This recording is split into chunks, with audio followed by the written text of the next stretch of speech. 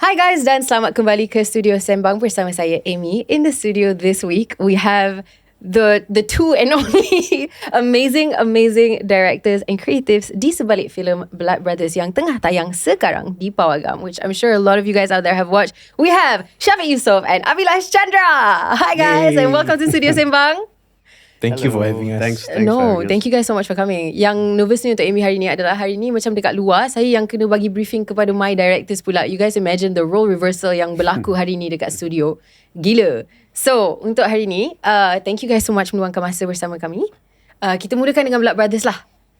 Sebab dia tengah tayang. Do we know what the latest kutipan is as of today yang kita tengah shooting this episode?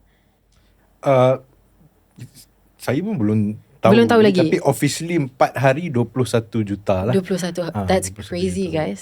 Well, with today's hari ni dia lebih. Dia lebih sikit. This Monday's collection was actually like 2.97, so it's almost 3.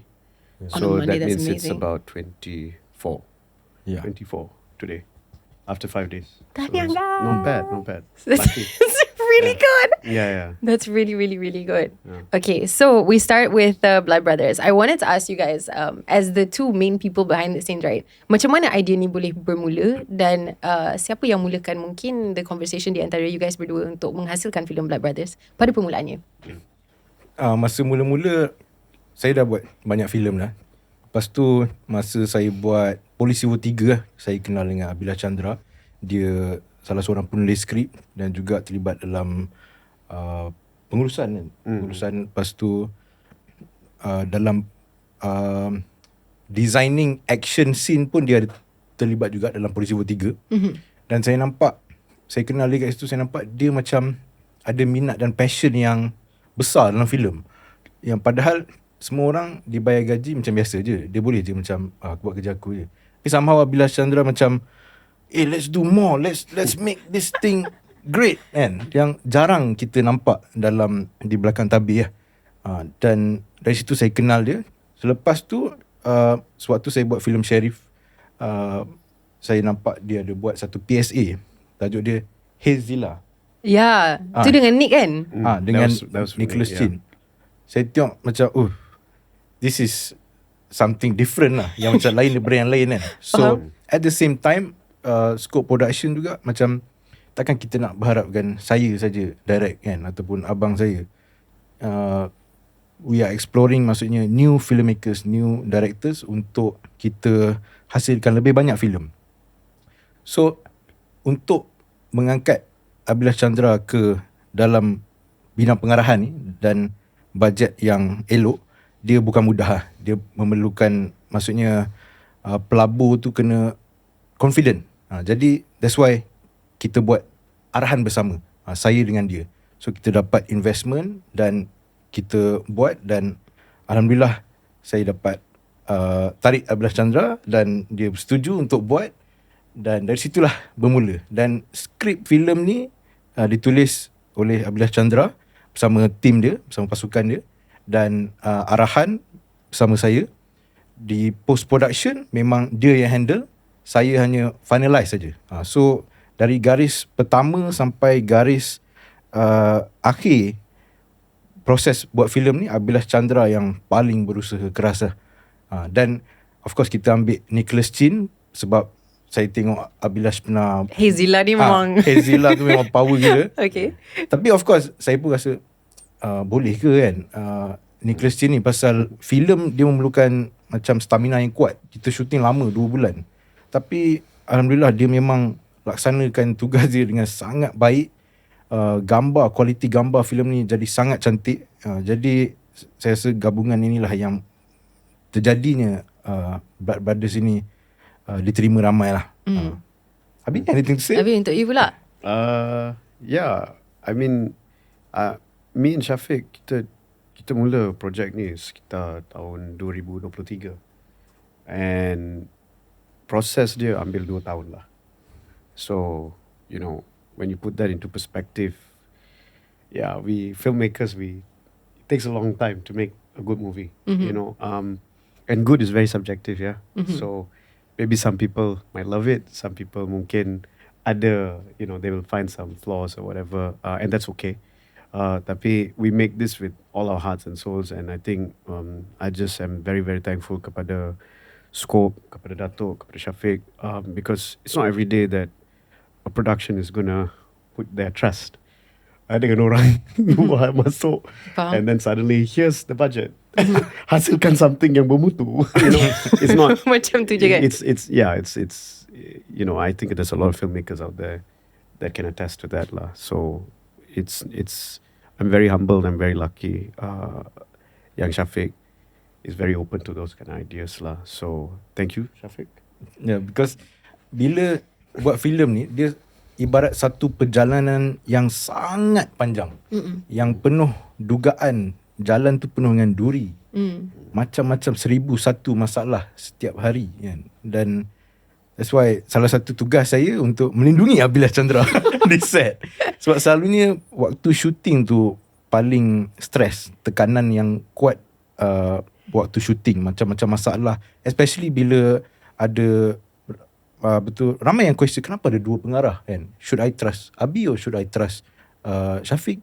So that's why masa awal-awal sebelum shoot tu saya bagi tahu kru semua, maksudnya you have to see me and Abhilash Chandra sama kan. Sebab sebelum kita shooting tu kita dah align kita punya vision.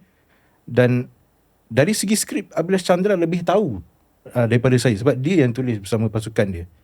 So nasib baik, alhamdulillah, semua berjalan dengan lancar lah. Tapi of course memang shooting memang tekanan tu memang biasa. Sebab macam saya pernah cakap sebelum ni, kalau ikut Abi, dia nak macam John Wick, filem macam John Wick kan. Saya yang macam okay relax Abi, duit dah nak habis lah, duit dah nak habis lah. Tapi sebab saya dulu waktu saya pertama kali saya buat filem Sam, bapak saya dia bukan jenis yang macam okay buat macam ni tak. Dia akan lepaskan saya. Buat dulu, tak okay, baru aku maki. So it was a very, maksudnya perasaan takut tu sangat takut. Faham. Dan bila filem pertama saya tu tak berapa nak jalan, lagilah kita down kan.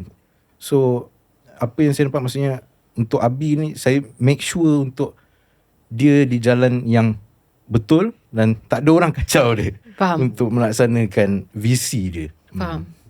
I think macam the economics of film is such an interesting subject. Sebab especially dekat satu negara macam Malaysia, di mana kita punya capital injection untuk sebuah filem tu tak sebesar macam Hollywood. Betul. Tapi expectation mungkin yang terletak dekat atas bahu you guys berdua, especially scope production and a film the size of Blood Brothers must have been like, whoa, really up there guys.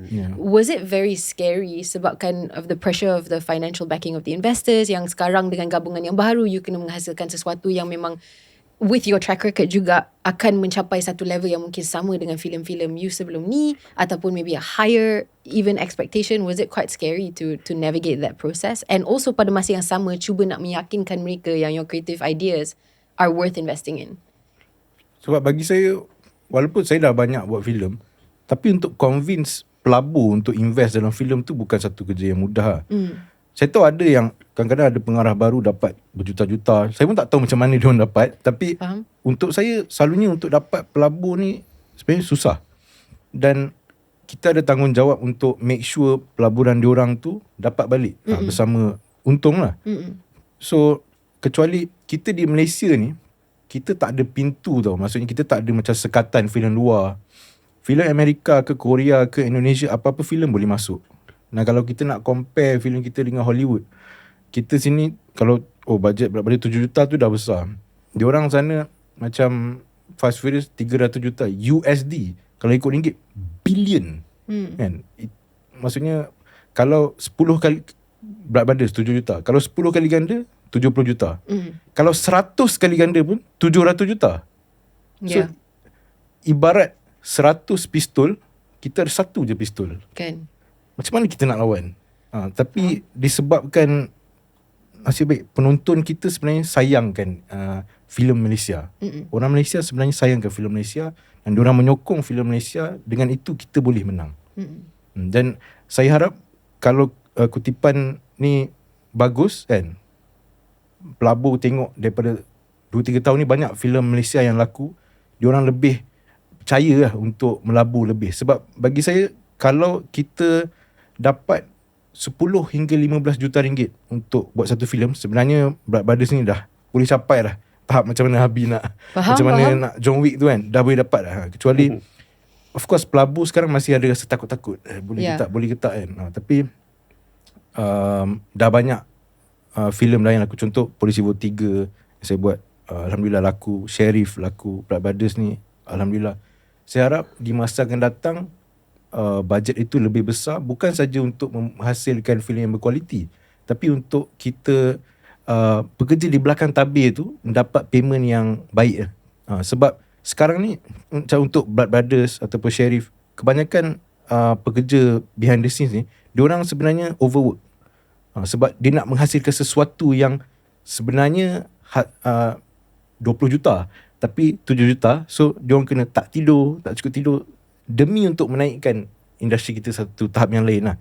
Cuma saya nampak sampai bila. Of course kita sebagai pengarah pun kita tengok orang belakang tabir macam diorang berkorban banyak untuk kita. Kita kena bayar diorang lebih. Dan that's why kita perlukan bajet yang lebih. Faham? I think for Abi, my other question is, Abi, this is not your first time jadi seorang pengarah, tapi this is your first time mengarahkan sebuah filem. For you, did you feel the pressure macam mungkin this is your opportunity untuk membuktikan that you can do incredible international films macam mana you guys mencipta Blood Brothers? Did you feel that pressure going into it? And if you did, macam mana you maintain your cool sebagai seorang pelakon yang bekerja dengan diorang bekerja keras all through the night. I balik set the next day, diorang have not left.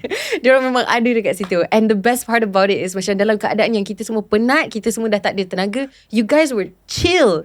Tanya soalan bodoh 40 kali, diorang sanggup untuk jawab dengan intonasi yang sangat relax. Saya macam wow, respect. How did you do that aspect of it? I think, okay, well, because I've actually been in the industry for about 10 years now. Yeah.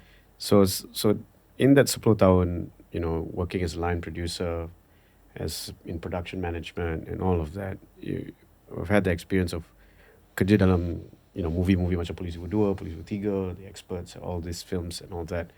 Tapi dalam perjalanan tu you learn a lot of things. You nampak things that work and sometimes things that don't work. So dalam perjalanan tu, in the opportunities that you get, kita belajar lah, ambil sikit-sikit daripada setiap experience tu. And from all those experiences, of course there were a couple of moments where I almost directed something and then tak jadi.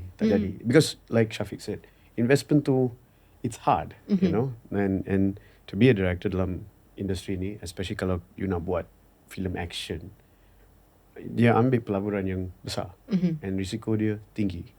So I just told myself that in those 10 years of that journey, if the time comes, every moment counts, and every day I will give 300%, because you only have one chance. So Eminem was playing in my head the whole time. Soundtrack of success kat dalam betul kan? Lose yourself. I even shared that song to my stunt team also. So basically I stunt team is listening to Eminem? Yeah. Oh my God. Abi would basically setiap HOD, setiap department, Abi akan ada pep talk lah dengan setiap department. Say, guys, come on, kita ada satu opportunity saja. Kalau kita nak buat, kita buat terbaik. Because when the movie comes out, perjalanan tu susah, sakit, and we might fight. Tapi when the movie comes out, it lasts forever, and it's something that we can be proud of.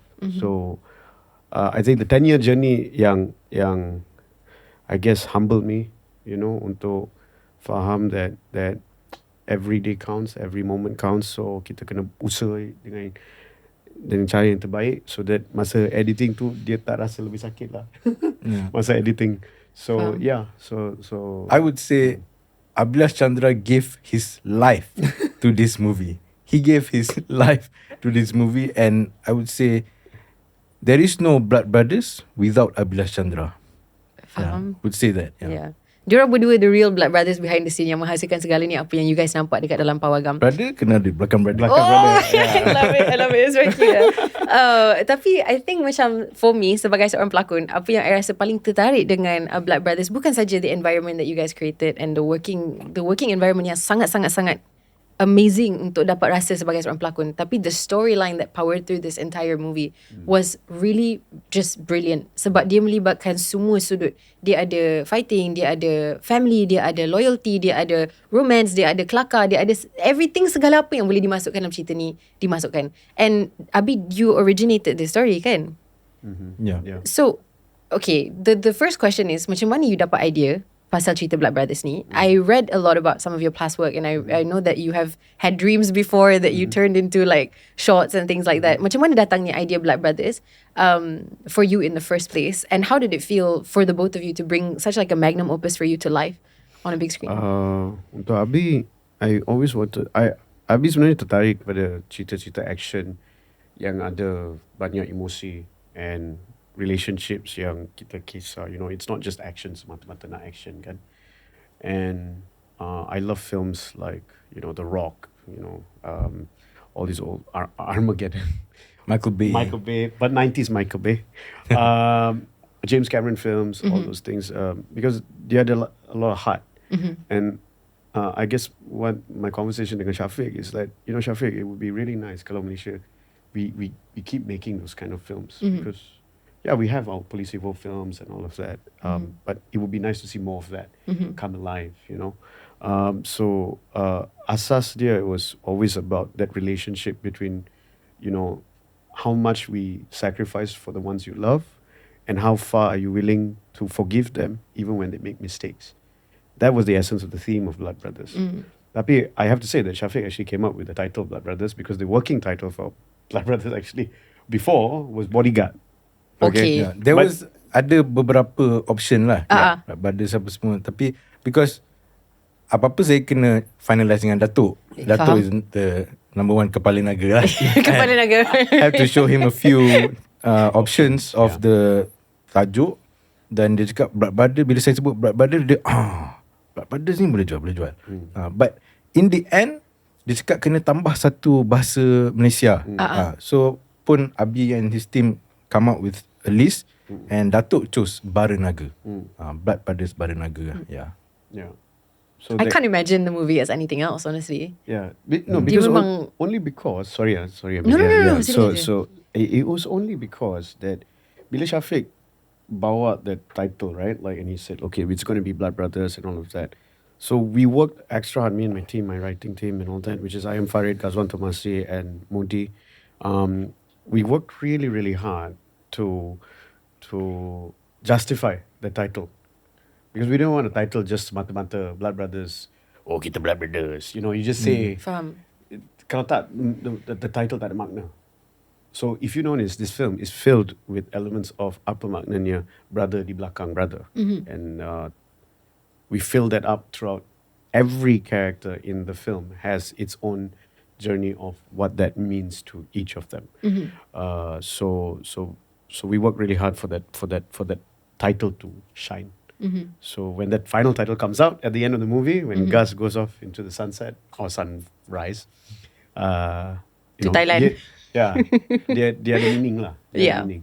Faham? So because bagi saya dah buat banyak filem, tapi yang saya rasa paling penting sebenarnya skrip. Skrip kena bagus. That's why for Blood Brothers, how many months you took? 6 to 7 months. 6 to 7 months untuk buat skrip. Kalau you bagi tahu producer lain 6-7 bulan, you crazy. Kan? You gila ni kan. Buat skrip 1 bulan ni paling lama. But because from Police Civil 3, I saw the process yang kenapa lama buat skrip ni. Pasal dia make sure betul-betul masak. So that's why untuk Blood Brothers ni kita bagi masa yang betul-betul maksudnya bagi skrip tu betul-betul masak.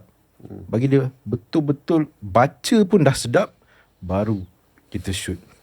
Dan memang bukan kerja yang mudah lah. Nampak skrip ni nampak macam tulis je kan, tapi kepala diorang memang penat, sangat penat nak hasilkan satu skrip yang hebat. Faham? Of course, Syafiq had a lot of, you know, me and Syafiq, we used to meet at least 2 kali seminggu or something like that kan. Tapi mainly macam I sikit-sikit je lah, just give comments. Mainly it's Abhilash and his team. Okay, another thing yang I nak tanya, and I'm not sure if this is a bit of a controversial Okay. question, yang I dah macam separuh tanya Syafiq kat luar tadi, if you remember. It's about the other things that I noticed yang orang cakap pasal this story is the fact that our protagonists dalam cerita ni, which are Arif and also Gus, they are technically part of a group that is macam, are they criminals? They do some things that are like, I would say yes, they are criminals. Tapi kita tengok saya rasa penonton kita dah banyak tengok filem yang hero saves the day, hero selamatkan. Jadi kalau kita tengok di banyak negara, diorang dah start buat hero yang anti-hero. Maksudnya hero ni dia bukan nak tunjuk aku gempak, aku lah paling baik, aku lah paling suci. Dia pun hidup dalam kekotoran. Maksudnya dalam macam Gas, dia hidup dalam dunia kongsi gelap, dunia yang jahat lah. Tapi di dalam kejahatan itu ada kemanusiaan. Di antara Gas dan Arif, itu yang saya nampak lah. Sebab manusia walaupun jahat macam mana pun, dia masih ada, tetap ada kemanusiaan tu. Itu lumrah manusia. Itu yang saya nampak kenapa walaupun filem ni tunjukkan dunia gangster ke apa kan, tetapi ending dia yang paling orang tersentuh hati pasal masih ada kemanusiaan dalam huru-hara ini. Untuk memegang pada prinsip, tak kisahlah environment you, kalau dia macam kurang elok pun, kita still tetap kena ada prinsip. Tetap mesti kena ada kemanusiaan. Kalau tidak, huru-hara dan semua orang berbunuh kan. Tapi my question, I guess for Syafiq juga, is this is something yang you ada selalu nak cuba nak buat untuk mengubah the lens of which we see our main characters, untuk mungkin mencipta ruang untuk filem yang luar daripada kotak yang sangat selamat, di mana hero is a hero, heroine is a heroine, and dia sangat straightforward yang mungkin kita punya audience pun dah penat dah tengok cerita macam tu. Was that a challenge to try to execute juga, in a sense that macam untuk mencuba sesuatu yang baru dari segi storytelling, kena ada keyakinan dan kena ada kebolehan untuk convince the audience, and also kena handle masa the situation. awal-awal maksudnya nak develop Brothers punya script tu, memang saya pun ada terfikir macam mana nak buat orang maksudnya boleh relate dengan dunia gangsterism, dunia jahat ni kan. Tapi macam saya cakap, dia perlu ada kemanusiaan. Tapi dari segi execution, tu kena tanya tuan penulis skrip kan, macam mana dia execute. I think from my perspective is that we are all human beings. That I don't think there is good and bad. Sometimes people make bad choices, and dalam cerita Arif dan Gaz ni, I think we show a little bit of that backstory of macam mana dia orang masuk dalam dunia ni. And sometimes it's because of environment, sometimes it's because of broken homes, broken family and stuff like that. Benda-benda ni, if we were in their shoes, would it be so simple as to say, oh no, I will go and live a normal life? It's not so easy, because sometimes you are influenced by your environment too. And especially with people when they come from broken homes and broken families, dia orang pun, they're looking for something, they're looking for semangat kekeluargaan and all that. And sometimes dalam dunia ni, this is where they find their comfort, and that was what Arif was looking for. But his journey is semakin mendalam dia masuk dalam dunia ni, oh my God, this is actually quite a dangerous world. Is this what I want? And that's where the question is, kan best kalau kita ada family yang, kan seronok kalau kita ada family yang best, He's only looking for a family that cares for him, because he didn't have that with his own real brother. Hence why he looked to Gus for his blood brother, kan? So I'm not saying that we are glorifying the criminals. I'm saying that sometimes there's a reason behind kenapa dia orang macam tu. Semangat, the kemanusiaan. We are trying to show the kemanusiaan. So yeah. Actually, kalau itu Blood Brothers, you akan tengok, maksudnya ada moral compass. Sebab kalau you masuk dalam dunia tu, a lot of dangerous thing will happen. And dia tunjukkan macam mana kalau you choose to be part of a gangsterism group, your life is not going to be perfect all the way. There's going to be the storms will be coming. Dan itu salah satu yang saya rasa kalau penonton itu dia faham, dia akan nampak yang dunia gangsterism ni bukan satu yang patut diglorify. Banyak akan ada tikaman, pengkhianat, pasal memang lumrah dunia itu is all about kuasa, nak nak rebut kuasa. Yang apa yang orang boleh ambil daripada sini adalah kebaikan itu, yang macam dalam Arif punya hati, kebaikan, kemanusiaan itu pasti boleh mengatasi kejahatan. Okay, my next question to do with BB as well. I know dia masih awal sebab time kita shooting episode ni is only like 4 days into kita dah tayang kan. Yeah. But what is, in your opinion, the rahsia di sebalik a successful film? And BB's incredible like first few days of launch. What is it bagi each of you yang membuatkan BB satu filem yang jadi sangat successful? Dari segi dekat dengan hati penonton, dari segi quality of the film. What is it, one thing? Is it many things? Is it how do you make a good film? Kalau ikut saya rasa dia banyak faktor lah. Tetapi faktor besar dia adalah apabila satu pasukan sama-sama, maksudnya director, scriptwriter, DOP, kru, aktor, semua bergabung dengan satu visi dan semangat bahawa kita nak hasilkan yang terbaik untuk filem Malaysia. Selalunya kalau kita memang betul-betul berusaha untuk melakukan itu, selalunya dia akan menghasilkan filem yang baik lah. Dari segi kutipan pula, saya selalu dengar cakap ayah saya, dia cakap kutipan itu kerja Tuhan. Tuhan yang tentukan berapa rezeki kita kan. Tapi yang penting kita berusaha bersungguh-sungguh, jangan give up lah.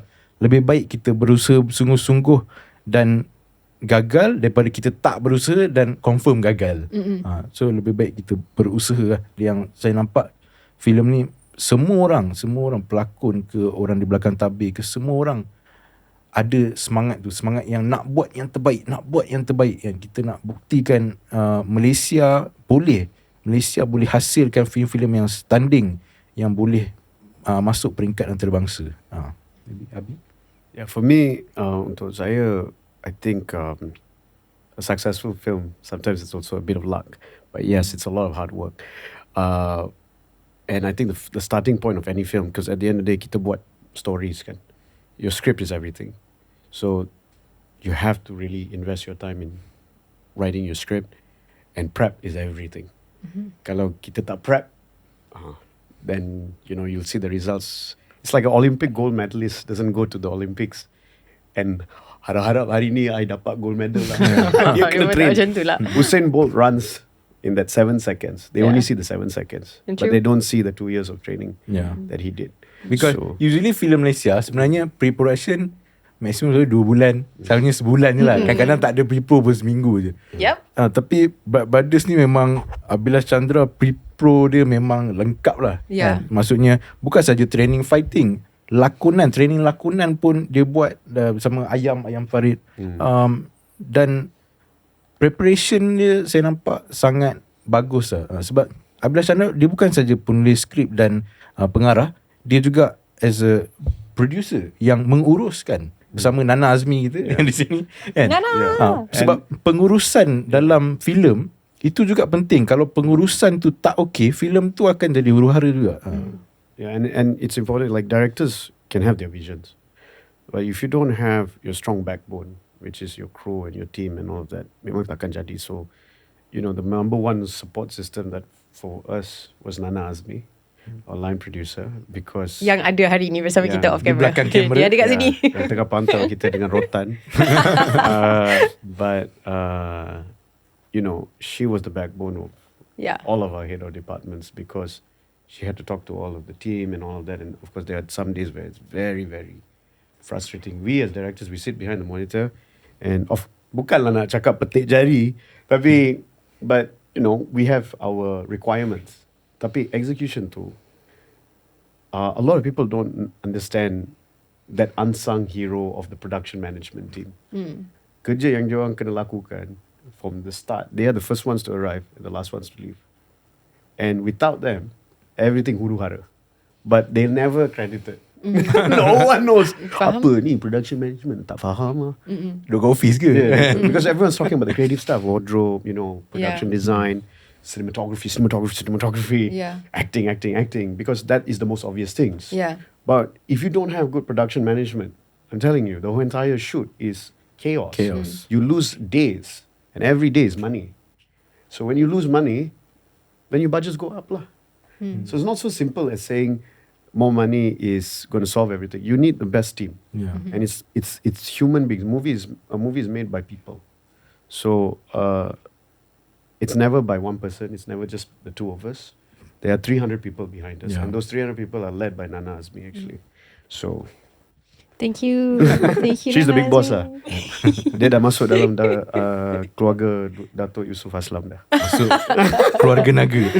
Naga. I love it. yeah. Okay, before we move on to more of you guys' personal history, I know I said it was my last question about brothers, tapi tiba ada lagi nak tanya pasal casting pula. So I rasa kalau I tak tanya pasal casting and how you guys decided on who's going to play what character, I macam sebagai seorang cast jugalah saya kena lah tanya soalan ni. Macam mana you guys decided about the casting in the movie? Casting awal-awal Abi ada buat dengan Aslam. Aslam. And dia buat casting yang maksudnya video casting and ada datang face to face casting. Yang awal-awal sebenarnya sebab saya jarang buat macam tu. Selalunya kalau pelakon tu popular takkan ada casting. Macam terus pilih. Tapi Abi cakap kita untuk filem ni kita kena walaupun pelakon tu dah popular, kita kena tengok kena ke tidak. Kan? So itu yang saya nampak kenapa ramai orang cakap sekarang dekat online ramai orang komen watak-watak ni semua macam kena lah kan. Itu sebab casting dia lama dan ada video casting, ada face to face casting dan memang proses yang bukan mudah lah. Dan maybe Abi can elaborate more. Yeah. So casting dia, I'll just start with this. When I write the script of the film, when I talk to Syafiq about the pitch and the idea, the leads kita dah ada dalam. Dah tahu. Shahnaz dengan Syafiqah tu memang dah ada in mind. Yeah, that one was that's how we started the project actually. The first thing I did was after Syafiq is approved, Dato is approved, call Syafiq and Shahnaz. Okay guys, we're going to do this film. Nak join tak? If they say no, then I have to look for other actors to figure out. But Alhamdulillah lah. Dia orang say okay lah. Kalau tak ada lah. Faham. So because I write the script based on their personalities, and I know Shahnaz and Syafiq from Police Equal 3. Yeah. So yang tu dia orang. But for characters like Fadlan and all that, Fadlan actually it was an anomaly because it's a very hard, character. But again, it came from Shahnaz. Shahnaz recommended 𝙁𝙗. They were very good friends. And when we did the casting dengan Shahnaz, dengan 𝙁𝙗 dengan Ayah Wan, with my acting coach Ayam Farid, who's really an amazing acting coach, right? Bila kita buat benda tu, the scene was so good that I had goosebumps. And that's when I knew okay, Shukri is not just a drama actor. Because actually, our industry kita ada banyak pelakon yang hebat lah sebenarnya. Cuma tak dapat peluang. Peluang tu. Just like how Syafiq gave me the opportunity, these actors all need the opportunity to shine in the right role. And same with you, Amelia. When we saw your casting video, and thank you for doing the casting video, because that allowed us to tell our investors, tell our our bosses and all that yes, Amelia can hold herself up because I think I actually told Nana nak buat casting Amelia Henderson, dia bukan dah popular kan. Betul Nana cakap tak apa boleh. I was like okay. And she did it. Yeah. I was more than happy to. I actually thought it was really cool to do a casting. Sebab I was at a stage in my career juga where I was like, okay, I dah tak nak dah ambil job lakonan yang saya rasa saya okay nak buat, tapi apa yang saya faham dan apa yang diorang faham tu mungkin tak sama. And then bila dah sampai dekat execution, kita semua jam. And then tak ada siapa yang dapat apa yang kita nak daripada watak ni sebab kita macam tak ada siapa yang boleh balancekan the thing. So I dah sampai dekat satu tahap where I'm like, okay, actually maybe this is good. Sebab kalau I tak dapat, that means I know yang apa yang I imagine untuk watak ni tak samalah dengan you guys. Better jangan buat. Kalau tak, I akan nampak bodoh. And you guys pun akan nampak bodoh. Kita semua akan nampak bodoh. But I think, Amelia, that takes a lot of maturity lah, because not every actor, a lot of actors have egos kan. So aku dah popular, kenapa aku kena buat benda ni? And that's fair. That's fair. Betul juga. But that's only if I'm looking for an actor that I dah tahu that watak yang dia pernah main memang suitable untuk filem ni. Yeah. But not every actor again has that opportunity. Like Shook never had the opportunity to buat character macam ni. You didn't also, Yeah, you know. I so, didn't either. Yeah, so the only reason is not to say that you guys can't do it. It's only because we want to see whether you can reach that role. Because trust me, it's going to be very frustrating when you're on day 32 and then you're sitting there and you're trying to do it and you can't and everyone's just staring at you. Yeah. That's And the then, worst feeling. Yeah. You got 300 people just look at you like, macam mana ni Amelia? Boleh ke 3 pagi ni? And you're just like, Because Abi Ya, betul sebenarnya betul. yeah. Because Abi ada beritahu yang macam kalau dekat Hollywood apa tu, walaupun diorang dah popular, dah berlakon filem yang blockbuster, pelakon-pelakon Hollywood ni diorang tetap akan pergi casting kan. So maybe benda tu kalau kita boleh buat dekat Malaysia, mungkin dia lebih sihat lah. Macam you cakap lah, maksudnya kalau awal-awal kita dah tahu tak kena kan, so better tak payah kan. Kalau kena, oh bagus lah. Yeah. And sometimes kan dia macam ni lah. We might see your performance, and this goes for all actors, yeah. And kita mungkin akan nampak sesuatu yang kita tak pernah agak. And we're like, oh my god, benda tu aku tak. He made that choice. Oh, best ah. Okay, we can use this actor, you know. Macam Malik.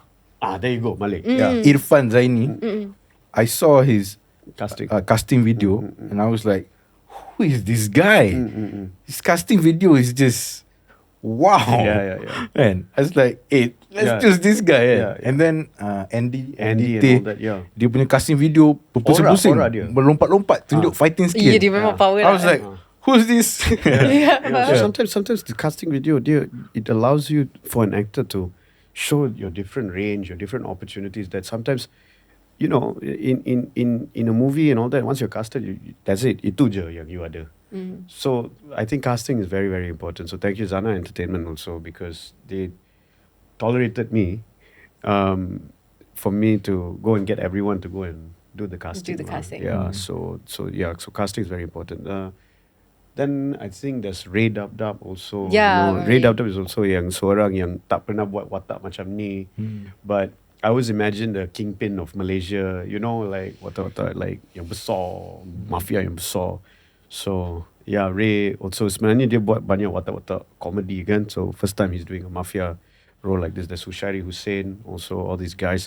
And the most important one is Shazwan Zulkifli. Oh, he was awesome. Shazwan Zulkifli. Yeah, his casting video also was Macam tu juga. phenomenal. Yeah, phenomenal. It's like I tengok casting video je, I dah tergelak-gelak. And I said, Abi kan, memang best ada ni kan. Actually, Jackie only had one casting. As in, there was only one person that we casted. Oh, really? And it was Shazwan. Okay. Only because Jackie, like Fadlan ni, watak Shok, it's a very complicated character. Because he's a lovable, bumbling idiot. Okay?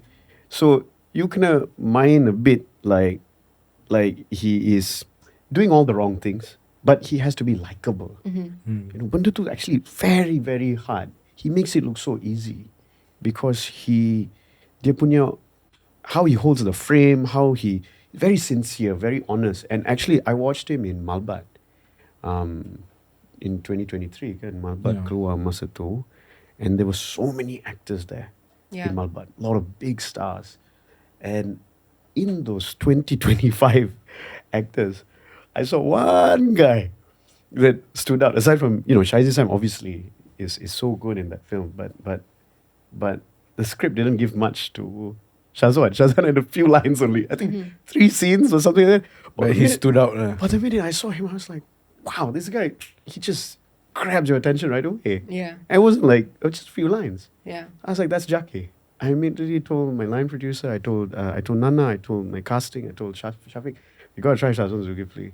And when we casted him, I showed it to Syafiq. Honestly, at first I was like, boleh ke kan? Because the script, masa saya baca macam, watak Jackie ni is so hard. Who's gonna play? Because it could turn out that people could be annoyed with him. Yeah. You know? Actually, it's a very hard character. How do you make audience like you when your character is like stupid? Yeah, character he makes some stupid mistakes dalam filem ni sampai I pun macam sebenarnya kalau bukan Shazwan kita dah macam baling dah slipper dekat kan. But somehow Shazwan Zulkifli dia lakonkan watak tu and make people just love him very much. Yeah.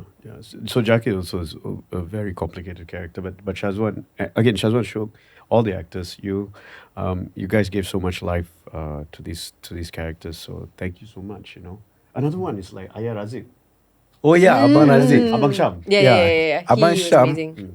which is Abang Razif lah, Razif Salimin. He has a long history with scope production. Dia dah berlakon lama dah, and he was a stuntman. And he made a lot of stunts for scope production film, but now dia dah berumur lah. Now anak dia take over untuk buat stunts apa semua. Wow. But I always thought macam Abang Razif ni, dia punya look, dia ada this very macam Clint Eastwood. punya look. Like quiet macho kind of vibes, right? Yeah. So that's why ramai yang tengok, ada ramai yang kenal lah macam Abang Razif ni dia dah banyak berlakon filem-filem scope sebelum ni kan. But I mean personally I really like his character dekat dalam movie ni lah, and because I like the ending, you know. Dia adalah seorang yang hampir nak dibunuh, and spoiler alert kan, tapi ending dia capai something yang wow, Yang next level lah, next senang level. cerita. Yeah. True. Yeah. And of course the great one, Hanafisu. Of course. Legend. He never goes wrong. Yeah, your dad. Yeah. In the film. No problems with him. He was just a genius. And we had one scene dengan Wan Hanafi and Abang Zamarul, who's another legend, who's mainly, again, we had a few drama actors, you know, that are legends. Yeah. You know, and they were very nice to agree to join our film. And Abang Zamarul, my God, He's great. he is amazing. And I was so lucky to direct them in one scene where both of them berdialog with each other. And it was, honestly, I shot that scene in 45 minutes. Was this the It's one so fast. in the...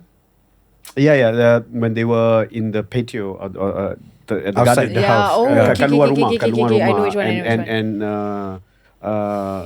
Zamarul, Abang Zamarul's character, he's talking about the evidence dalam cerita ni lah. So we were running out of time. I had so many scenes to shoot that day, and I only had like, I think, an hour to shoot before the sun goes down, and it was outside. Yeah. So pukul 5:15 sampai pukul 6:15 Yeah. macam tu. So my DP's like freaking out, and everyone's like moving really fast and all that. And these guys were just bam. Every take was great. Every take. I did like 2-3 takes, that's it, maximum. And then did my coverages, got all the angles, and they performed every moment. They came prepared. They came with their own ideas. Idea dia sangat amazing, and their eyes, you know, the way they hold the camera. Because Wan Hanafisu and Zamarul Hisham, diorang ni dah lama dalam industri. And it has come to a point that diorang dah hafal lah diorang punya dialog tu kan. They don't need to script, diorang dah tahu dah siapa diorang. So thank you Abang Zamarul dan Ayah Wan because join filem ni, it gives an added value because especially macam Abang Zamarul Hisham, he's a cop, and nak buat satu watak polis yang orang tengok gerun susah, tapi because of Zamarul Hisham, dia ada this vibe, aura tu yang kita tengok, kita takut polis ni kan. Yeah. So He's like our Sam Jackson. yeah. You know? Yeah. Dia ada aura too. He just shows up, and I had my non-Malay friends, you know, like who not familiar with the industry. You know, they tak banyak tengok cerita Melayu and all that, but they watched it. Hey, that cop is amazing lah. Siapa tu? And his scenes were not much, you know. Yeah. But he holds the frame so well. So again, he's a legend lah. So thank you again for joining our project. It was a really, really, really strong team lah, I say, for Pipe Brothers. The cast is amazing. So true. Yeah. So true. Yeah. Back to you guys though in your personal journeys. I wanted to ask macam mana you guys boleh sampai dekat sini? Essentially, like, where did it all start? As kids, did both of you independently of each other memang nak jadi seorang pengarah ke one day? I know you grew up in entertainment. Abi, for you maybe? Maybe you can start. Yeah. How did you end up as a director? Well, Because of Jurassic Park. yeah. I heard this story, yes. Yeah. So I grew up in the plantation Kelapa Sawit. I sebenarnya Budak Estate. That makes so much sense. Yeah, Budak Estate. Because he did so many shows about Kerry Island, plantations. Pulau Kerry. Right? So I was like, Balik-balik really kat Pulau I'm Kerry. like, setiap satu ni is on a plantation. I'm like, what's going on? I kind of grew up in Pulau Kerry, you know. Tapi sebenarnya like actually masa tu when we were growing up, there was not much entertainment and all that. My dad used to love watching movies and would take us as kids and all of that. So I think Jurassic Park came out in 1993. I was about 7 years old. 6 or 7 years old, and then kita pergi ke wayang tengok Jurassic Park, and honestly it was like such a life-changing experience untuk me as a kid, and seeing things that I've never seen before, that wow, movies can actually make, of course now it's CG everywhere, of course lah orang dah banyaknya dinosaur kan sekarang, but back then you could never imagine yang we could see something like that. A dinosaur is actually there, you know. For a kid, for a kid. But you know, as I grew up and as I keep watching Jurassic Park, I probably watched Jurassic Park like 300 times already, you know. So, but you know, it never bores me, because as I grew up, as I got older, when I was 14, 15 and all that, I started noticing the filmmaking of the movie, the directing and all of that. But then when I get even older, when I was in my 20s, and I watched Jurassic Park again, the themes, the thematic elements about life and how you can't control life, you shouldn't mess with life and all of that, spoke to me. So a film has this ability to change your perception of how you view things, you know, in different stages of your life. So Jurassic Park was a big part for me. Then, of course, I'm telling you a very long story here, but I'll try to make it quick. No, it's okay. Yeah. Then when I was 14, I didn't decide to become a filmmaker yet. Okay. But I was enthralled by films. Didn't you study law, Abi? Am I Yeah. correct? Yeah. Yeah. I'll get to that part. Okay. Oh wow. Okay. So that was Jurassic Park. Then 14, 13, 14, I watched The Lord of the Rings. You know, again a monumental film. I macam wow, apa ni? Cerita apa ni? Cerita gila ni. It's like crazy. Yeah. Wow. And I used to buy these box set DVDs. And Peter Jackson used to do these 12, 13 hour BTS. And with every department. So masa tu, I tengok all the BTS, 12-13 jam of the BTS. I was like, wow, every department is so amazing. Apa department ni? Department production design, department stunts and makeup and wardrobe and costume. I wanted to be involved with everything. And then I realized the only way you can get involved with everything is to be a director. Yeah. So that's why I was like, that's what I want to do. So Yeah. it was 13, 14 where I decided I want to be a filmmaker. Yeah. But pencapaian tu, like that dream is so macam tak logic. Yeah. You know, what? Apa? Kau nak jadi filmmaker? Kau Yeah. gila ke? Yeah, You know, I grew up with a family of doctors and lawyers and, you know, people with real jobs, so Yeah. to say. And education was more important, you know. And that is important, and maybe it's for everyone else. But in my heart, it was always about films, you know, like films was everything. So yeah, I studied law, but the instinct of nak jadi filmmaker ni was always there. And then after I did my law degree and all that, I finished it. I secretly went and applied for my master's in film. I didn't tell my parents, and I got in. And then I just went and did my own thing lah. And after I did my master's and all that, then I started. I masuk dalam industri filem di Malaysia. But the funny thing is that my first job was actually on this big Netflix production called Marco Polo. And that was the time. I remember Marco Polo, it my was, God. It was a long time ago, 2014, I think. Was it 2014? Yeah, it was 2014. Damn. And that time I thought, wow, the film industry in Malaysia is allowing international projects to come in, to allow young Malaysian filmmakers to learn from international projects. I thought it was a genius idea, because I learned a lot from that project. You know, I saw how a big Hollywood production was working in Johor. You know what I mean? They had these big studios and all that. But sayangnya, I don't know what happened. It all, you know, it didn't go. You know, after a few years and all that, I don't know, the thing didn't work out. You know, between Khazanah and all of that, I don't know what happened. Right? In Iskandar, right? The studios. Yeah, Iskandar. It was a shame because I learned a lot. I am very, very lucky to masuk dalam that moment because I learned so much from being on a big Hollywood project and then learning from that discipline and all of that. I put that discipline into everything that I did. Of course, there was film school, there was everything else and all of that. But I realized that we have to work a certain way. Prep is everything. Prep. You have to prep. Kalau you tak prep, you cannot. So then after that, I masuk. I think my first film that I did locally was actually Police Evo 2. My ex-boss, 𝙁𝙍𝙍𝙊𝘍, gave me the opportunity. I'm very thankful for the chance that he gave me. And I was actually working in an agency in Singapore masa tu. And then Joel did Police Evo 1, and then he called me, and then that's how I got into the business lah. So then I did Police Evo 2, then Police Evo 3. That's where I met Syafiq. So that's how it started lah. And then here we are. 10 years later. Here we are. 10 years later. Is it only 10 took 10 years? No, years. it's not 10 years. Yeah. Police Evo 3 is not 10 years ago. No, I mean like The my full journey. journey. My journey Okay. of starting my thing was about 10, 11 years lah. So yeah.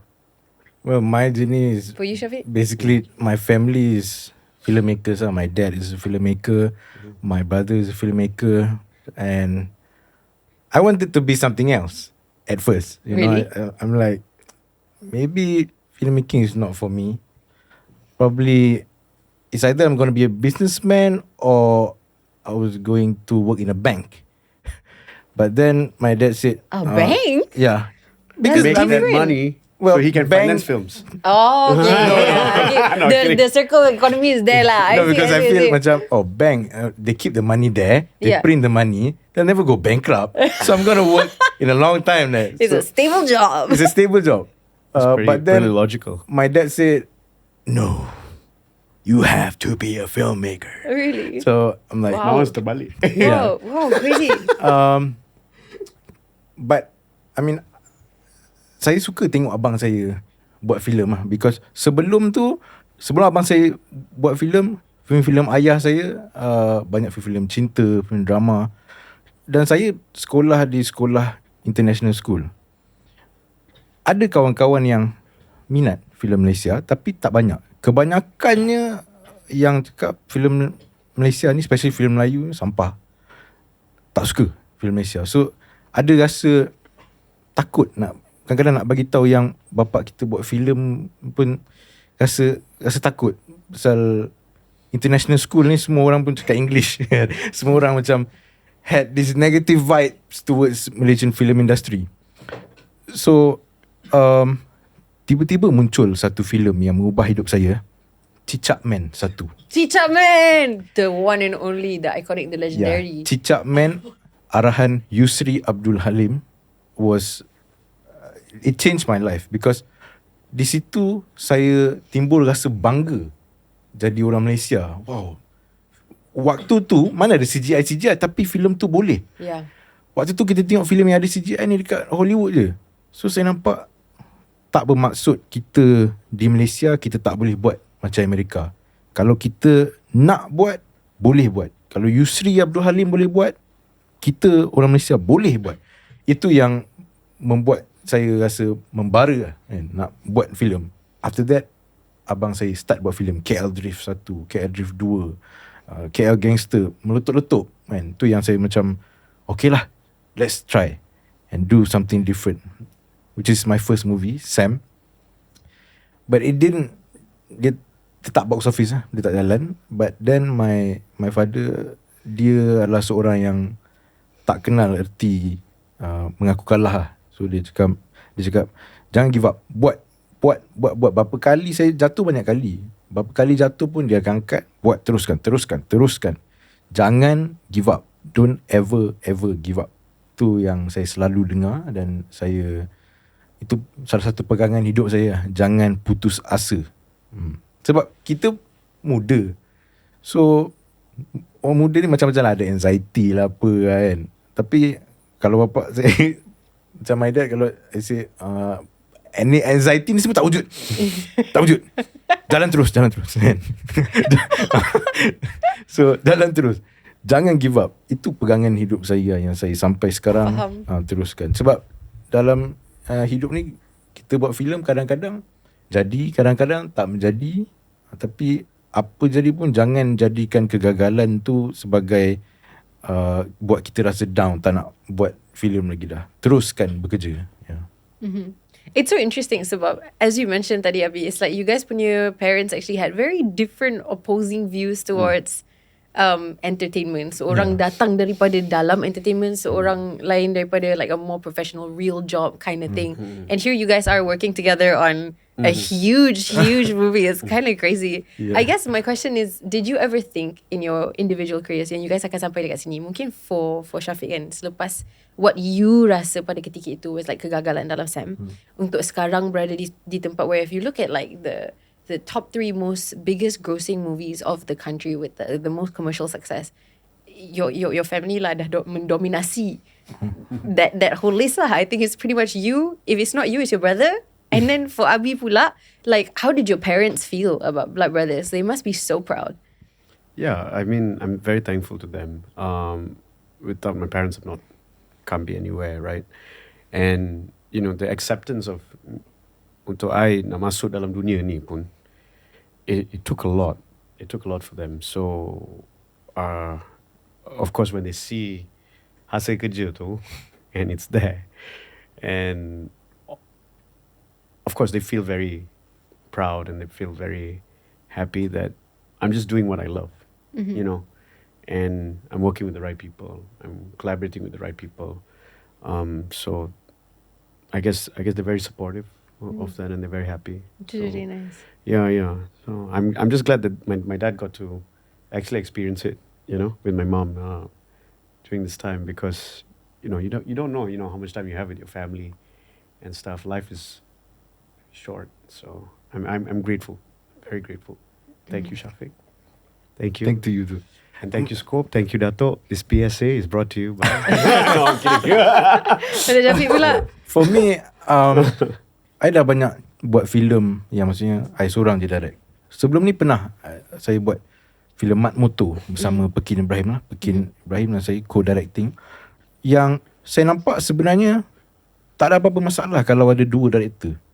Sebab sebenarnya dia lagi bagus. Sebab kita director ni dia manusia juga. Kadang-kadang kita penat. Kita penat, kadang-kadang tumbang. So kalau ada 2 director, kalau satu tumbang, satu boleh teruskan. Kalau satu tumbang, satu boleh teruskan. So sebenarnya 2 director ni dia sebenarnya lebih baik dan boleh jadi lebih detail filem tu. Dan saya selepas dah saya lebih 12 filem, 13 filem saya buat, saya nak melihat pembikin filem yang muda, yang ada passion, lahirkan lagi banyak filem-filem Malaysia yang bagus. Sebab untuk kita capai ke tahap Korea, dia tak boleh saya je atau abang saya yang macam juga kat box office tu, saya dengan abang saya. Dia tak boleh macam tu. Dia kena ramai orang. Kat Malaysia ni bukan Yusof Brothers saja yang boleh buat. Ramai orang boleh menghasilkan filem yang baik. Di situlah baru kita akan boleh capai macam tahap Korea tu. Faham? Okay, so I guess the next question, dalam perjalanan you guys as a director, what was the biggest, I guess, challenge or learning yang you guys kena overcome masing-masing or even together dalam Blood Brothers? What's the biggest lesson to be a director? And it doesn't, dia tak perlu macam jawapan yang technical ke apa. It's just in general, what's the biggest challenge? I think yang paling penting is being self-aware lah. Because there's a lot of times where, you know, as a director, you see something, it's like, wow, this really works. But then you have to remember not to be short sendiri. You have to be grounded, I think, and listen to your team and give opportunities to, your team to share their ideas.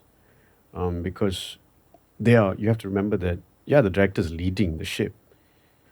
But if somebody sees something and they notice something and say, maybe this could be better, they might not have the right answer. Tapi, we have to ask ourselves, why did that trigger them to say something that is a bit off with the frame or off with the performance or whatever, whether it's an actor, whether it's a crew. I think that's the most important thing as a director, that we have to be self-aware, because you only have, again, one chance. So the opportunity to fix things it's a collaborative process. So I guess as a leader, as a person that's leading the ship, although there's two of us, is to pay attention to the environment and be very self-aware, because there's a danger of, sitting in front of the monitor, let's say it's a comedic scene, and then the guy says something, and then you guys both are laughing, oh, that's really funny. And then you sit in the cinema, everyone's quiet. Can you imagine that? Sakitnya. Yeah. So, Jangan shock sendiri. jangan shock shock sendiri. sendiri. As a director, jangan shock sendiri. Pay attention and be grounded. Because what you like, maybe the audience bila apa ni? Tak masuk akal ni. So, yeah. So apa yang Abi cakap tu memang betul lah. Kita tak boleh shock sendiri, because filem dia dibuat untuk orang ramai lah. Dan bapa saya selalu bagi tahu tu. Kalau dari sisi lain pula, maybe saya boleh katakan selepas banyak filem saya buat, hubungan pengarah dan producer itu sebenarnya sangat penting. Sebab saya bertuah ada ayah saya sebagai producer. Sebab tu orang kalau kat komen section selalu Yusof brother nipu babies. Nipu babies. Ya, memang betul, saya tak nafikan. Dan apa yang saya boleh belajar adalah sebab kadang-kadang producer dia tak tahu proses filmmaking. So, dia tahu bajet banyak ni dah cukup. Whatever happens, that's on you. Tapi dengan ayah saya, ya bajet dia marah lah. Dia akan marah, lepas tu okay lah, tambah. Continue. Tapi dia marah dulu kan. Yeah, of course. Yang saya nampak ialah sebab saya anak dia kan, takkan dia nak fire saya. Yeah. Tapi yang saya nampak, kalau producer-producer lain boleh macam memahami director kan. Sebab tu macam ayah saya, walaupun dia marah-marah, tapi dia tahu, sebab dia dulu pernah jadi pengarah. Dia pengarah juga. Dia tahu apa yang saya nak ni sebenarnya untuk kebaikan filem tu kan. So dia bagi juga. So saya bersyukur lah, sebab saya ada ayah saya sebagai seorang producer yang tak ramai orang kat luar dapat kan. Kadang-kadang banyak producer kat luar dia tak faham sebenarnya director tu dia nakkan bajet lebih, dia nak hari lebih bukan untuk membakar duit producer, dia untuk buat filem tu jadi baik kan. So itulah hubungan director dan producer tu bagi saya sangat penting lah ya. So moving forward, you guys akan banyak lagi berkolaborasi lah, I guess. InsyaAllah. Kan, memang I've signed harapnya. my life to scope. Okay guys, what's next then? Dalam kontrak ni ada berapa banyak projek, Abi? Boleh tak kongsi apa-apa details yang akan datang selepas ni? As long as I'm walking and I have my kepala otak still working, I'll work with Syafiq whenever he wants. As long as he'll have me. So tak ada spoiler langsung lah cerita dia. Like what's coming next for you guys? Coming next, of course, Blood Brothers 2 lah. Blood Brothers tu janji confirm. Kita lock yang tu Belum kita ada lock apa, tapi confirm ada. Kita lock Confirm ada. I tak tahu, mungkin part ni I kena potong, tapi ramai sangat watak yang sangat impactful dalam saya. Selepas ni saya nak kena minta tolong Nana Azmi punya allowance untuk saya lepaskan part ni dalam kita punya podcast kan. Ramai sangat yang meninggal. Betul yang lah. sangat impactful dalam Blood Brothers. So Blood Brothers 2 ni, apa yang kita boleh expect secara general? Okay, well, I don't know if it's okay to say this, and then you tell me whether it's okay. Mic saya pun terkejut, dia jatuh. So if Blood Brothers the first one is called Blood Brothers Baranaga. The second one would be called Blood Brothers Perang Naga. That's all I'll say. Approve. That's it. Okay, That's all I'll say. Itu je. That's it lah. I can't give you anything. Okay, yang lain off camera lah. Yang lain off camera. So you guys, I'm so sorry guys. You guys kena, I dah cuba. Okay, I dah cuba. Wait for 2 years. Yeah. Wait for 2 years. You guys have a lot to do after this as well. Macam I borak dengan Syafiq tadi kat luar, you've got like a next project and a next project. As creatives, do you not get tired? Yeah. Tu macam cari creative energy tu untuk sentiasa keluarkan. Mana you guys cari masa untuk isi balik ilham ataupun inspiration? What do you guys do in like your free time? Saya memang pasal dah banyak filem memang rasa penat lah. Yeah. Tapi macam saya cakap, jangan give up, teruskan bekerja. Dan selalu yang menghibur hati saya anak-anak saya lah. Anak-anak saya, isteri saya. Saya balik, saya bagi tahu isteri saya, jangan cakap apa-apa pasal filem apa, tak mau. balik saya nak jadi orang yang normal. Saya nak dengan anak-anak saya. So itu menghibur hati saya. Dan bila saya pergi syuting, kalau perasan saya akan pakai seluar pendek, pakai t-shirt, pakai slipper. Ramai orang cakap, kenapa Syafiq Yusof ni macam tak ada style langsung lah kalau mengarah kan. Kenapa pakai slipper, pakai seluar pendek? Sebab sebenarnya saya nak tipu minda saya kan. Saya nak rasa macam kita nak pergi bercuti di tepi pantai. Sebab untuk sebab kalau you tak tahu lah, bagi saya kena buat macam tu. Kalau tidak, hidup ni stres. Kalau tidak, hidup dia bukan ni tak ada gaya, dia ada gaya tapi untuk pantai. Dan sekarang dia berada di set. Macam tu. Tapi isteri saya Aisyah Zainal dan anak-anak saya, itu yang memberi saya makna hidup, yang memberikan saya kebahagiaan lah dalam dunia filem yang chaos ni. Chaos kan? Abi? Well, I think for me, dia terbalik, like people work to live, okay, and 9 to 5 you off, 5 o'clock you off. The problem with me is that I've been wanting to do films my whole life. So ini memang kehidupan I.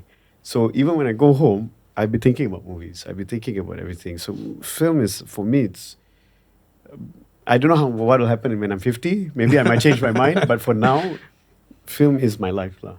So I go home, I don't switch off. I'm always thinking about the next idea. I have a few ideas that I have planned out. I've told some of them to Syafiq.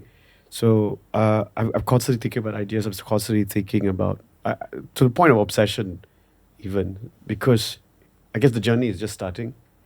And it's 30, now I'm 37, going to be 38, you know what I mean? And perjalanan masih jauh. So hopefully we can make more films together and do more things together and explore everything that has been kept inside and just share it with the world. So there's a lot. So I guess now it's just like, okay, how can we make everything happen and make sure that we make it commercially successful? That's the most important thing. Consistency is paling penting. So yeah, that's my goal lah. So yeah. What a gift it is in life to be able to find something to be so passionate about. Yeah. Right? Yeah. And that's film. Okay, so now that we know what's next for you guys, last question before kita masuk the rapid fire is there a dream project or story yang you guys ada that you guys haven't started on? It's like a crazy luar, out of the box, crazy dream story that you would love to do one day dalam your careers as directors. Masing-masing boleh jawab. You start first lah. Me? Syafiq, crazy dream story. Kalau crazy dream, I want to make like James Cameron. I want to make Avatar. You know, that but would be that's cool. crazy dreams. It's not that crazy. I think dengan dunia kita yang makin kecil, it's really not that crazy. Yeah, because James Cameron salah satu pengarah yang saya sangat minat lah. Pasal dia number one blockbuster kan. Yeah. Dan filem Avatar tu saya ingat tengok kat wayang, saya rasa macam wow, this is satu cinema yang baru kan.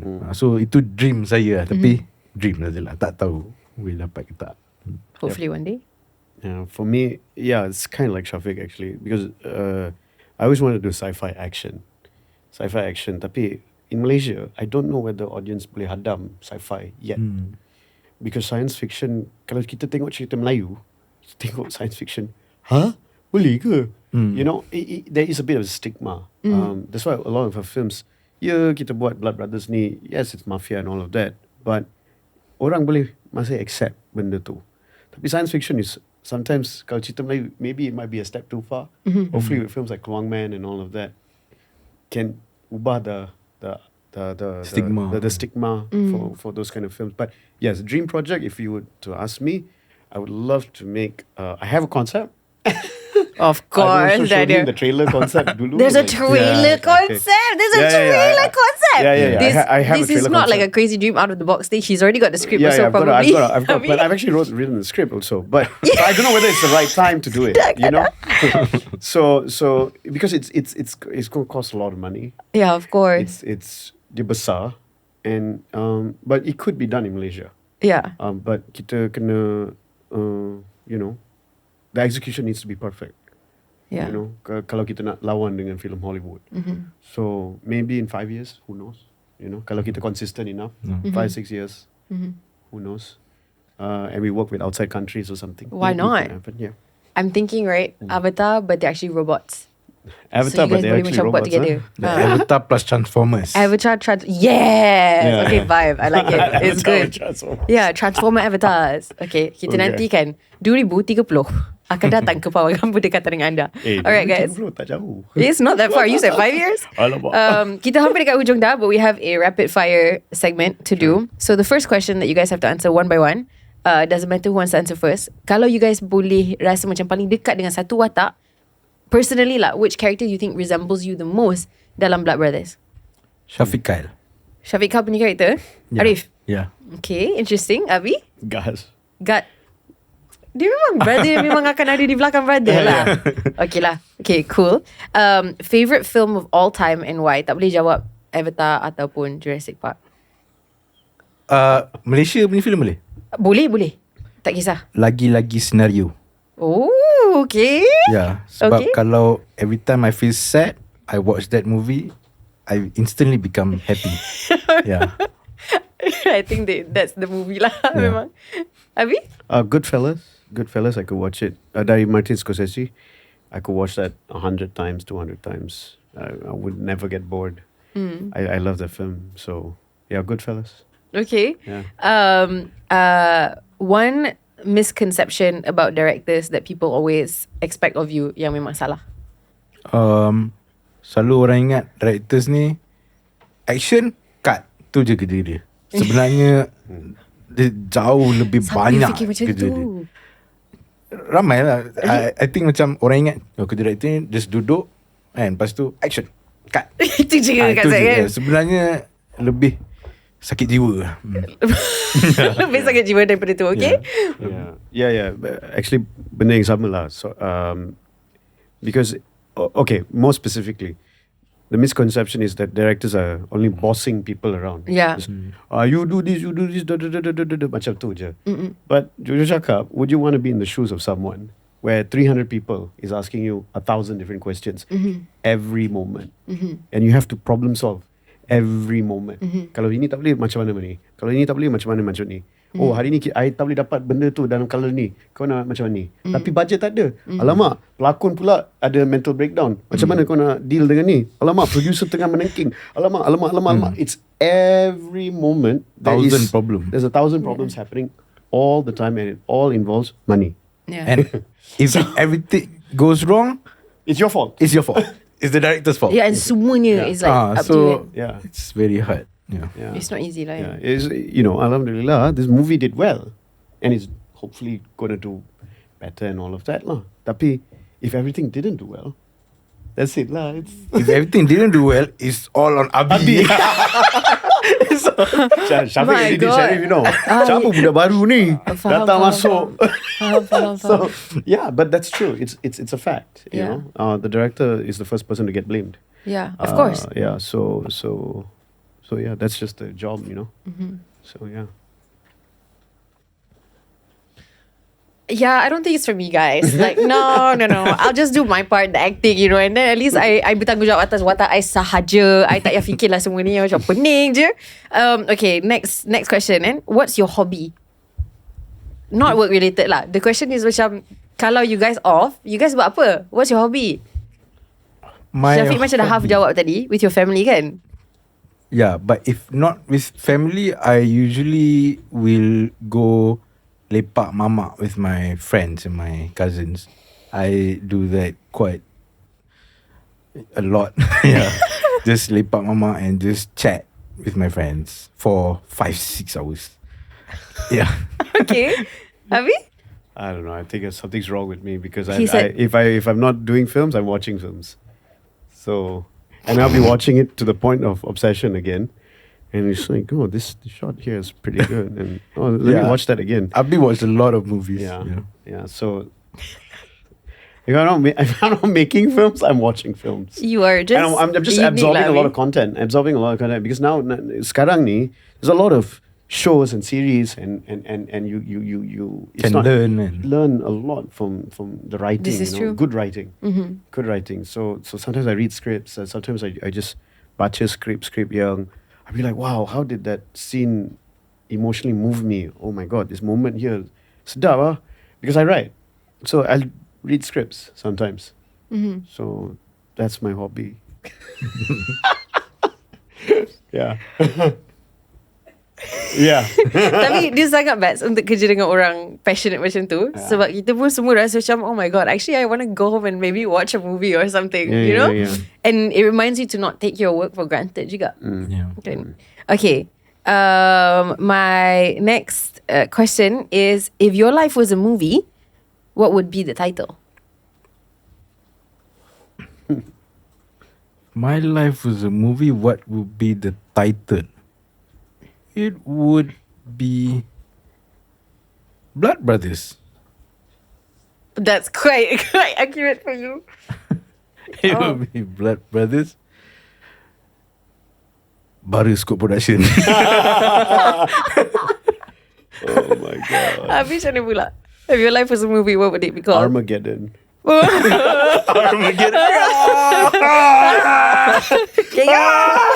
Everything is Blowing up. Everything is on the edge. Everything, you don't have time.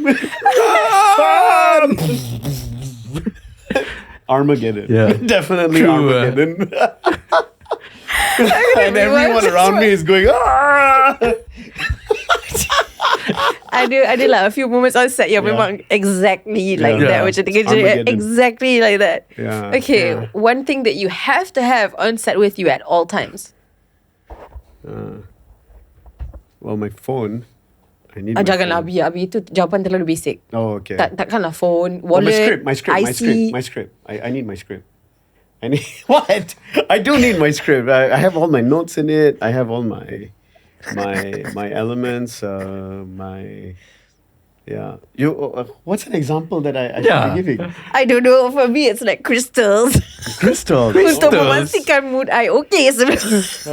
That's pseudoscience. Yeah, it is A still power bank pseudoscience. plan. I need a power bank. I guess for my phone. Oh my god, sangat practical lah directors ni. Syafiq, ada apa-apa yang menarik ke? Mosquito repellent, I don't know. I need like that. my Okay. 𝙁𝙊𝙇𝙊𝙀. Yeah. Tengok I okay. I need Okay, I my need my 𝙁𝙊𝙀. coffee for sure. Hey, brothers ni kan susah lah. Okay. Very boring life. Actually. Tak lah, We have very boring lives. practical. There's Diorang punya kreatif dah sangat keluar dekat filem tu. Diorang tak ada kreatif dalam bag tu, memang Yeah. script, coffee or tea. That's it. Benda like normal life punya benda tak. Jus dah cannot do menghabiskan dekat tempat lain lah. Cannot do already. Faham. Okay, soalan terakhir, teka-teki favorite. Favorite joke. Favorite joke. You have? Knock. No. Tak lah. I also don't know. Syafiq?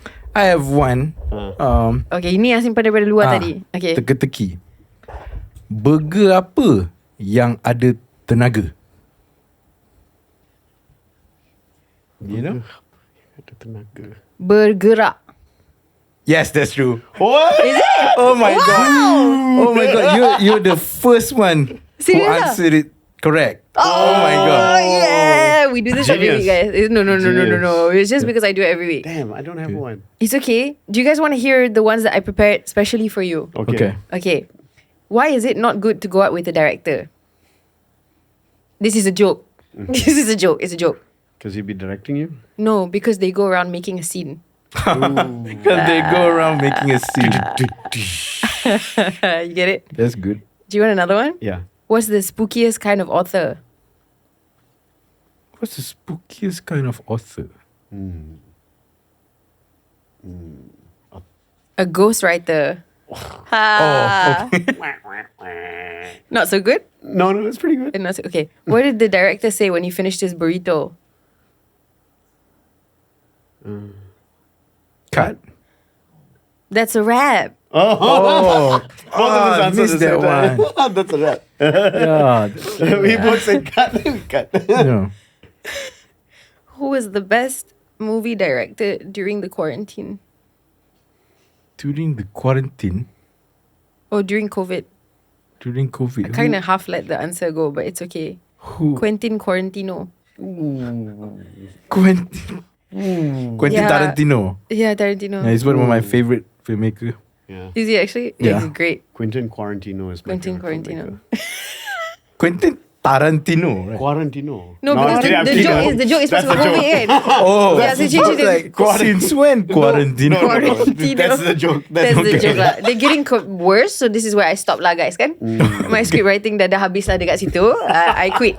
I go back to acting now. Sorry, my jokes were so bad. No, it's okay. Thank you guys so much meluangkan masa bersama kami. Before we end, is there anything you guys would like to say kepada peminat dan penonton kat luar sana? Jangan lupa saksikan filem Blockbuster Baranaga di Pawagam sekarang. Go now with all your family and watch 4 kali at least. Kalau tak, Black Brothers akan datang cari you. Dan jangan rakam. Baranaga akan datang. Alright guys, thank you so much. All the best for everything in the future. Dan untuk anda semua kat rumah, sekali lagi jangan lupa untuk saksikan Black Brothers Baranaga yang ada di Pawagam berdekatan dengan anda sekarang. Or else. Thank you guys. Bye.